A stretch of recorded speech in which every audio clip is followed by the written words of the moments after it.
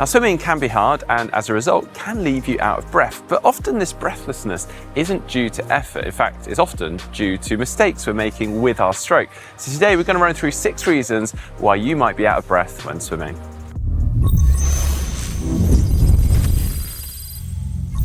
Well, before we get to the 6 points, we would love it if you guys gave this video a like, and whilst you're there, if you clicked on the globe and subscribe, that'd be a great way to support the channel. Okay, well, on with reason number 1, poor body position. Now, if you think about it, if you're less efficient in the water, everything's going to be harder, and breathing as a result of that is also going to be harder. So you want to aim to have your body nice and horizontal and floating in the water.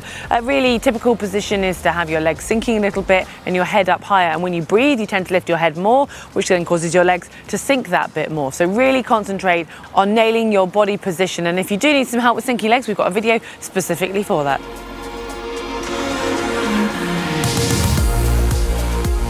You're not rotating well? Yeah, with good, efficient front crawl technique, you should always be rotating from one side to the other, and therefore distributing the workload across more muscle groups, including the strong lat and back muscles. Whilst doing this, your head or your face should be pointed down at the floor of the pool, and when it's time to breathe, your head should rotate in sync with your body round to the side, and therefore presenting your face and your mouth to the air to take a nice big breath. Now, if you're swimming quite flat in the water and not rotating, obviously presenting your head or your face to the air is going to be quite hard. You end up craning your neck and probably ending up gasping for a quick breath, not getting a very good breath in, and therefore resulting in a feeling of breathlessness. So do work on your rotation, but of course it is quite a hard thing to master, so work on that with some drills, but when you do, it will make a world of difference.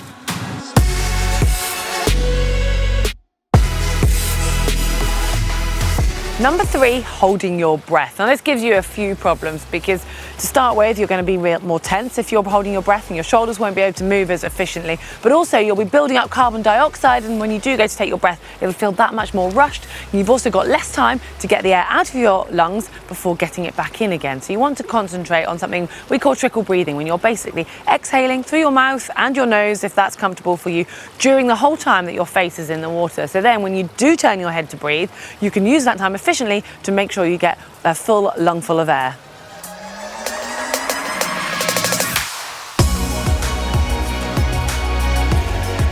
Now, day to day, as we're breathing outside of the swimming pool, and as you're watching this video right now, hopefully you've got a nice rhythmic and relaxed breathing style. Now, interestingly, we jump into the water, very often we see people throwing that all out and they start gasping and gulping for breath.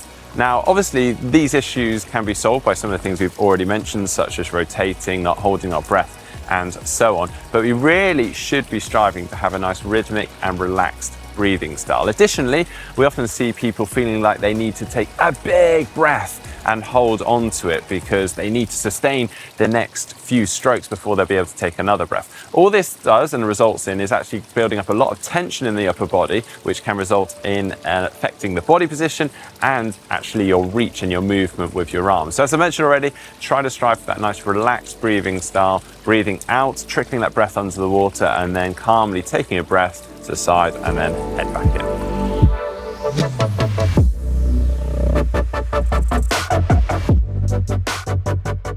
Point 5, kicking too hard. Now, if you think about it, your legs have got the largest muscles in your body. So if you're using them at a high intensity, they're going to be demanding a lot of oxygen, which will cause you to run out of breath more quickly. And when it comes to freestyle stroke, the legs should play a minimal part. They're there to help balance you, make sure that they stay up near the surface, and obviously a bit of propulsion, but you want to really make sure that they're not doing too much work. And you can have an experiment. If you find you do some sprints, it's usually the leg kick that increases the most, and that will increase your breathing.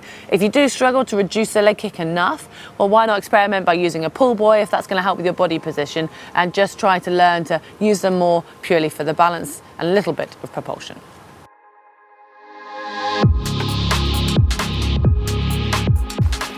Now for our final point, you're swimming too fast or too hard. Now this one may seem slightly illogical, but often when you're starting out with swimming, it can be easier to swim faster or harder than it is to swim slower and easier. And the reason for this is when you swim faster, you can maintain your momentum better and perhaps get away with less control. Whereas as you start to swim slower, you need to control things better to keep that balance and your body position in the water correct. You can kind of think of this like trying to cross a log that's across a river or water.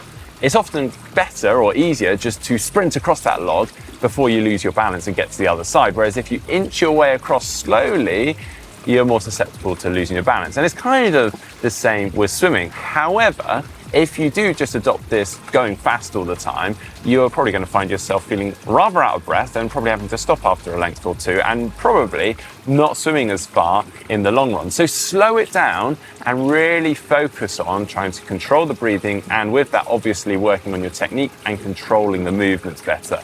And in the long run, you will find yourself swimming as fast, but with less effort. What's not to like about that?